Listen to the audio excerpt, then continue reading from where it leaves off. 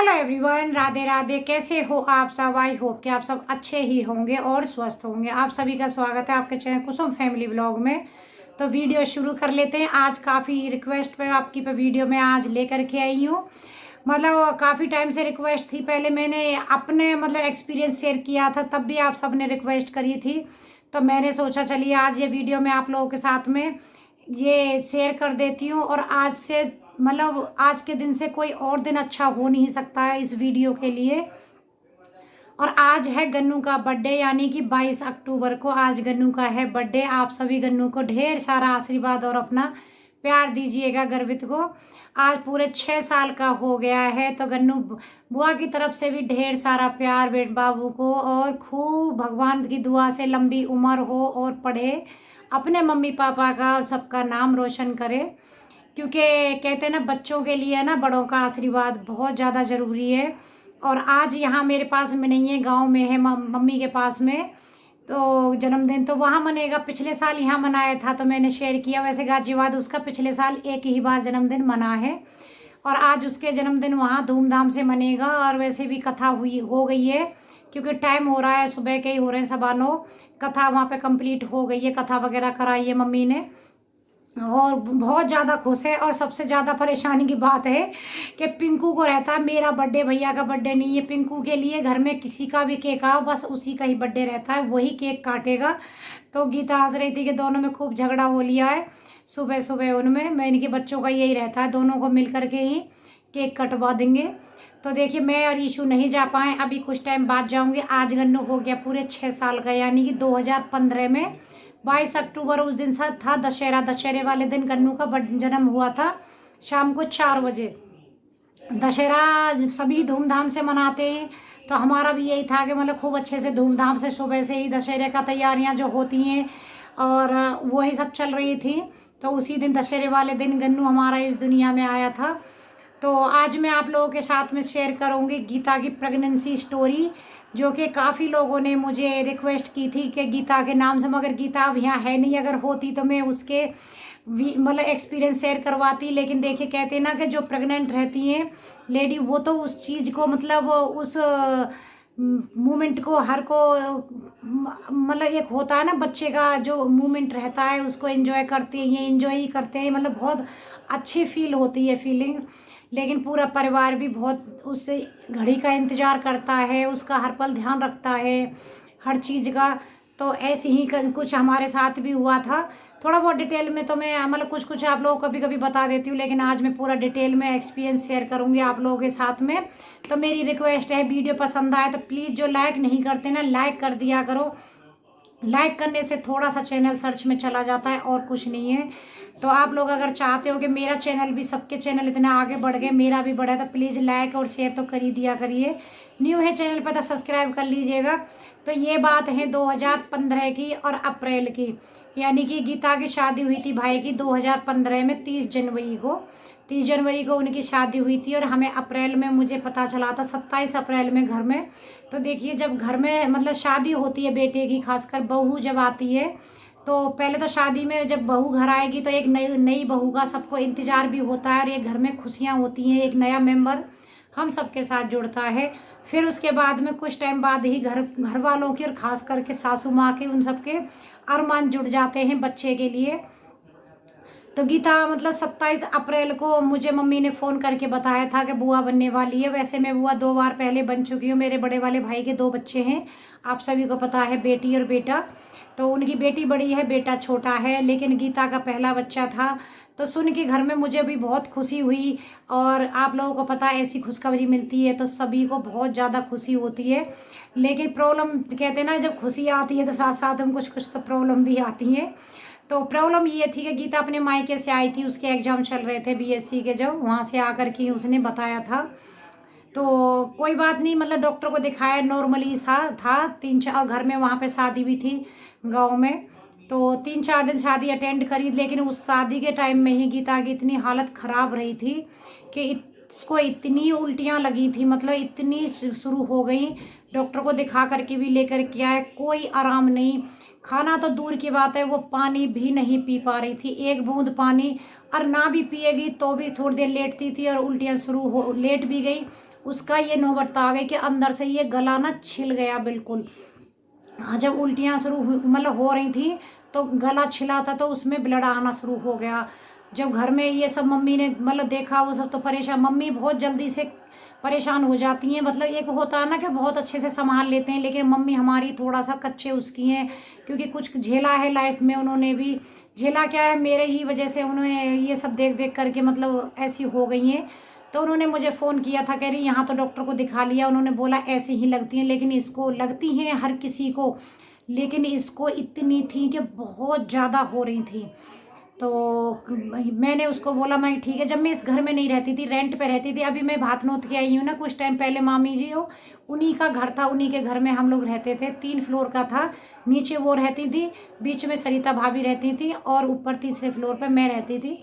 ऊपर नीचे ही हम फैमिली की तरह रहते थे सारे। तो मैंने गीता को वहाँ बुलाया और डॉक्टर को दिखाया।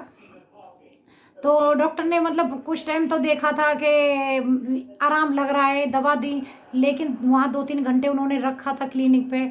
लेकिन जब दवा अंदर ही नहीं जा रही है तो वो गोली असर कैसे करेगी? जैसे ही एक घूंट पानी पिएगी तुरंत तो उल्टियाँ।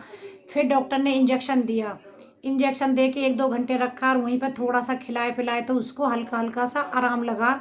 तो डॉक्टर ने वही बोला था कि इनको ना जितना भी हो सके इतना सा जूस या नींबू पानी, क्योंकि अप्रैल का महीना और गर्मियाँ आ रही थी आगे, तो यही था कि भाई थोड़े थोड़े दिन में आप देते रहो। उसके बाद जो मेरी और ईशू की जंग चालू हुई थी, वो मैं आप लोगों के साथ में एक्सपीरियंस शेयर करूँगी, क्योंकि गीता भी वीडियो देखेगी, हंसेगी। सच्ची में ही वो एक जंग ही थी जो हमने लड़ी थी और बाद में गन्नू को पाया था। तो जंग ये थी कि जैसे ही गीता को मतलब दिन में 20 बार भी 25 बार भी फिर भी इंजेक्शन के बाद होती थी, दवा वगैरह का ध्यान रखना पूरे दिन ऐसे ही रहता था। जैसे गीता उठ के बाथरूम में जाती थी, भाई उल्टियाँ हो रही है, ईशू और मैं तुरंत या तो ईशू या मैं नींबू पानी। भाई सच्ची में इतना नींबू पानी गीता ने ज़िंदगी में नहीं पिया होगा जितना उस टाइम पे। भाई इतना ही बनाना है, मैं बोतल में बना के मतलब भर के भी रख देती थी, तो 2-3 बार हो जाता था। क्योंकि जैसे ही आएगी तो डॉक्टर ने बोला तुरंत नींबू पानी, ग्लूकोज वगैरह, ग्लूकान डी, ये सब आपको देते रहना, नहीं तो पानी की कमी हो जाएगी बच्चे में भी और इसमें भी। और खाने में वही खिचड़ी दलिया, लेकिन गीता कुछ नहीं खा पा रही थी, सिर्फ जूस। सारा दिन मेरी जूसर मिक्सी चलती थी, कभी इतना सा अनार का जूस निकाल के, कभी मौसमी का जूस निकाल के, बस पूरा दिन हम जूस और नींबू पानी गीता के पीछे। और गीता भी ऐसी हो गई थी कि मुझे नहीं पीना है नींबू पानी के नाम तो मुझे और हो जाए, क्योंकि उसको झिक लग गई थी। फिर वही कभी दही की लस्सी बना के दे देना है, कभी कुछ, इस तरीके से ही हमने उसको लिक्विड में दिया। इसी तरीके से 5 महीने कंप्लीट हो गए। अल्ट्रासाउंड वगैरह उसके सब होते चले गए, जैसे नॉर्मली टेस्ट होते हैं वो सब भी उसके हुए। मतलब 3-4 अल्ट्रासाउंड होते हैं तो उसमें सब कुछ नॉर्मल आ रहा था। तो मैं वही डॉक्टर को बोल रही थी, मैं इसको उल्टियाँ क्यों हो रही हैं, कहीं कुछ बच्चे में कमी तो नहीं है। तो कलर एक्सरा वगैरह उसका, सॉरी, अल्ट्रासाउंड सब हुआ तो सब कुछ नॉर्मल था, परफेक्ट था। और सबसे जो शौक की बात थी ये थी कि बच्चे का वजन भी बिल्कुल ठीक ठाक आ रहा था लेकिन गीता बहुत कमज़ोर, बढ़ने की बजाय उसका वजन डाउन होता आ रहा था। जैसे क्योंकि खा तो पाती नहीं थी, सारा दिन बेड पे पड़े ही रहना है, पड़े ही रहना है। कि जो इंसान खुद इतनी उल्टियाँ करेगा तो वो कैसे संभल पाएगा? बस दवा गोली जो विटामिन ये सब देती थी डॉक्टर, मैं उसको देना, और ये घर में जो काम वगैरह। लेकिन उस टाइम पर सबसे बढ़िया बात थी कि मेरे पैरों में दर्द नहीं होता था इसीलिए मैं इतना झेल पाई। तो यही करते करते फिर 9वां मंथ चालू हुआ उसका। 9वें मंथ में मतलब अक्टूबर के महीने में उसको 1 तारीख को 9वां मंथ चालू हुआ था, 1 अक्टूबर को। तो उसमें डॉक्टर अल्ट्रासाउंड कराते हैं ना 9वें महीने में, कि मतलब बच्चा उल्टा सीधा देखने के लिए कैसे, वो बोलते हैं कि 9th मंथ शुरू होता है तो बच्चा अपनी, क्योंकि उससे पहले घूमता रहता है तब अपनी पोजीशन लेता है। तो वही था कि कहीं उल्टा तो नहीं है, कोई दिक्कत तो नहीं है, क्योंकि 9th मंथ शुरू होने के बाद तो फिर ये लगता है कि हो सकता है कभी भी डिलीवरी हो जाएगी। तो इसको मतलब जो अल्ट्रासाउंड हुआ था वैसे तो ठीक था, नॉर्मल था, लेकिन क्या था कि जो आमन नाल होती है ना गले में लपेटे हुए था ये गन्नू, तो 3 लपेटे थे। डॉक्टर ने बोला ऑपरेशन करना रहेगा, जब भी बच्चा होगा तो ऑपरेशन से ही होगा। वो मेरे लिए सबसे टेंशन वाली बात हो गई, क्योंकि ऑपरेशन में क्या होता है आप देखिए, एक तो जच्चा बच्चा को भी बड़ा केयर करके रखना पड़ता है, खास करके जच्चा को, और अपने हिसाब से, क्योंकि मेरी बड़ी वाली भाभी हैं उनके दोनों ही बच्चे सिजेरियन हैं। तो अपने हिसाब से ही 8-10 दिन तो बिल्कुल उनको बिठाना, और फिर एक खाने पीने का जो होता है जच्चा का वो नहीं हो पाता है, जैसे कि सांदा बना के दे रहे हैं, छुआनी देते हैं जो पात बना के, वो नहीं दे पाते हैं, हलवा वगैरह ऐसा कुछ नहीं, उनको सिर्फ खिचड़ी दलिया इस टाइप का ही खाना दिया जाता है। तो मैं इनकी बड़ा मुसीबत हो गई है, क्योंकि एक तो खाने के लिए भी भाई जच्चा को प्रॉपर डाइट जो चाहिए वो नहीं मिल पाती है, और ऊपर से केयर डबल हो जाती है। तो कोई बात नहीं, डॉक्टर ने बोला मैं थोड़ा कोशिश करूँगी, लेकिन जब इसके लिए ये पेन शुरू हो जाएंगे तो आप तुरंत ही लेके आना है, लापरवाही नहीं करनी है। गीता बीच में 2 महीने के 6th मंथ और 7th मंथ 2 महीने गांव चली गई थी, थोड़ी सी कम हो गई थी उल्टियाँ, तो मम्मी ने गांव में बुला लिया था। वैसे वहाँ उन्होंने भी पूरा फ्रूट वगैरह सब चीज़ का ध्यान रखा था। तो फिर भी गीता को मैंने यहाँ बुला लिया था, नहीं 7th और 8th मंथ 2 महीने रही थी, 9 मंथ जैसे ही चालू हो गया था तो फिर मैंने यहीं गाजियाबाद बुला लिया। फिर इसका जब मतलब 1 तारीख से 9th मंथ जैसे चालू हुआ तो 22 अक्टूबर को सुबह से ही गीता को पेन शुरू हुआ 5 बजे से। उसको क्या रहता था पता है, मैं और ईशु और भाभी और जो हम भात नोतने गए थे ना मामी, इन दोनों ने भी पूरा प्रॉपर साथ दिया, सरिता भाभी और इन लोगों ने भी बहुत सपोर्ट किया, बहुत ज़्यादा साथ दिया, क्योंकि एक ही साथ हम लोग रहते, कोई भी दिक्कत वहाँ मुझे बिल्कुल भी टेंशन नहीं थी, कि दोनों के पास गाड़ी थी, क्योंकि रात में अगर कोई दिक्कत बन रही है तो डॉक्टर के लेके जाने के लिए कोई प्रॉब्लम नहीं थी, और दिन में अगर कोई दिक्कत है तो भी कोई प्रॉब्लम नहीं थी, क्योंकि भैया ने उन्होंने बोला कि अगर हम चाहे ऑफिस भी है, गीता को अगर प्रॉब्लम होती है तो कॉल करना, आके तुरंत हम डॉक्टर के पास लेके जाएंगे। तो इसलिए मुझे वैसे कोई टेंशन नहीं थी कि भाई कैसे हो पाएगा, आदमी नहीं है। और बात ये थी कि भाई मेरा छुट्टी पर था, इंतजार करता रहा कि मेरे सामने डिलीवरी हो जाए, मैं भी बच्चे को देख जाऊंगा, मेरे सामने डिलीवरी हो जाए, मगर गन्नू नहीं हुआ।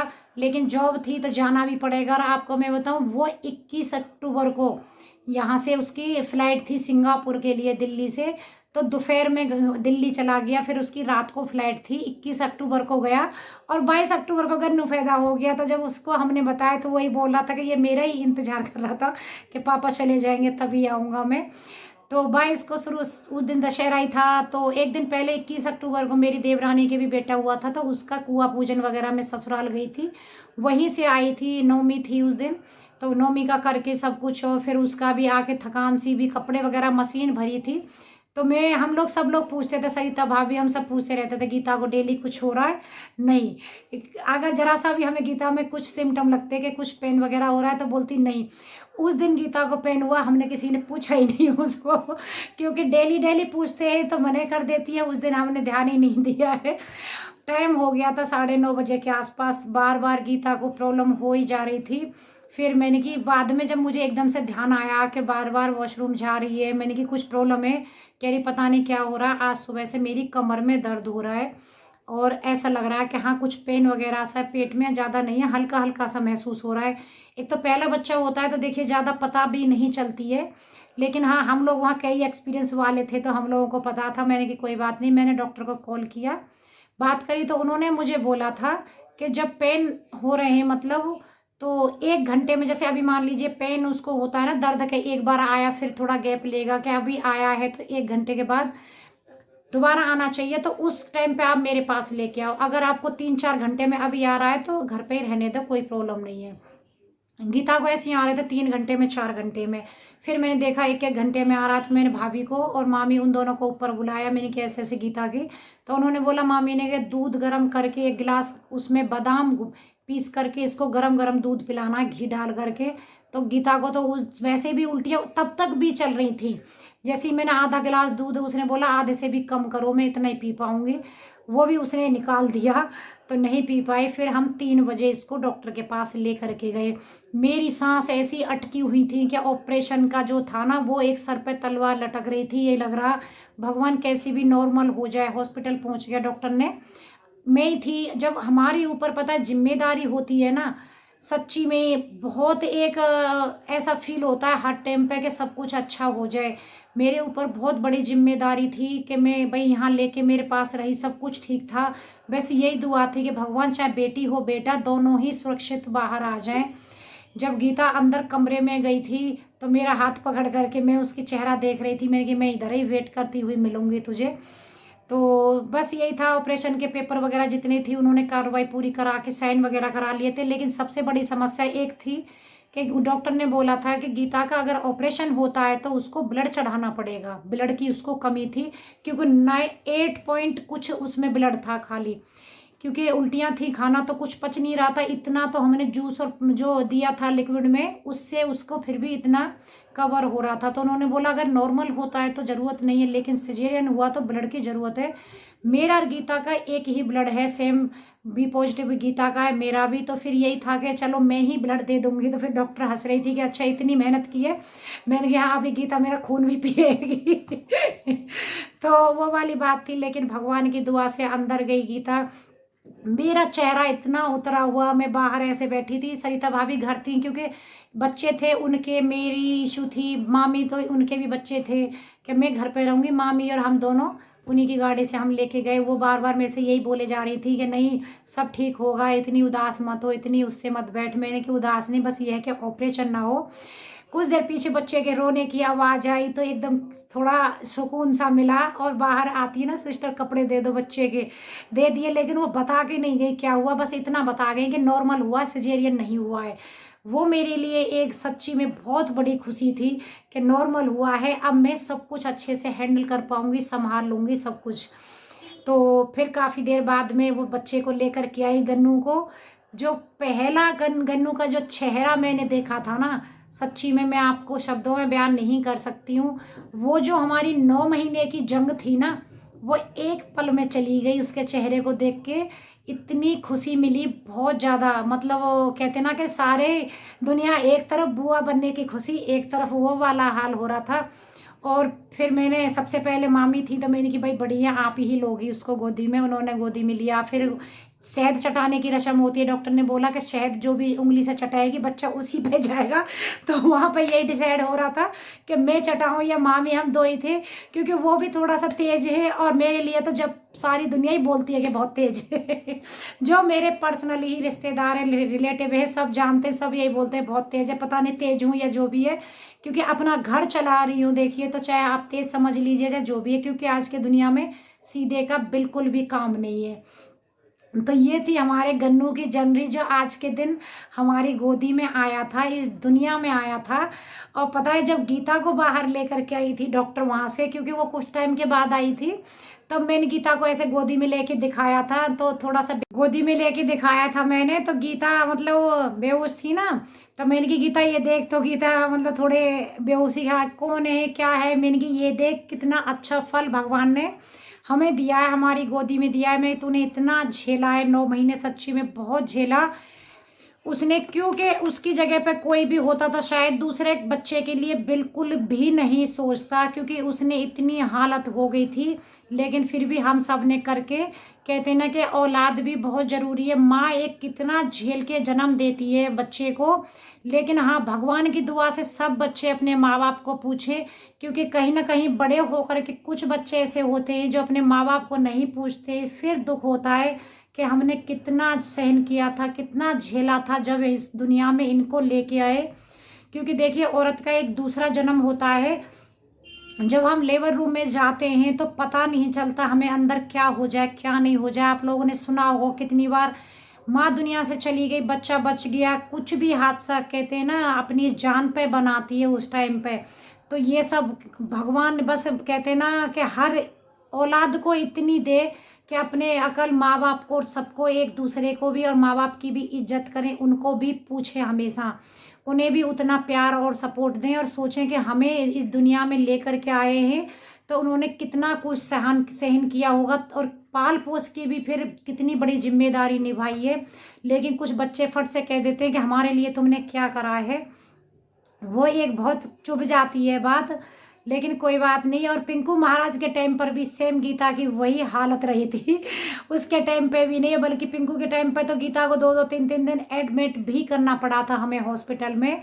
तो उसके टाइम पर भी ऐसी ही हालत रही थी। तो कैसी लगी है गीता की प्रेगनेंसी स्टोरी, आप लोगों को पसंद आई हो तो प्लीज़ लाइक कर दीजिएगा, और गन्नू को ढेर सारा प्यार और सब अपना आशीर्वाद दीजिएगा। आज उसका जन्मदिन है 22 अक्टूबर का। ये वीडियो मेरा आज ही आप लोगों के पास जाएगा, कल मिलूंगी, तब तक के लिए bye bye and take care.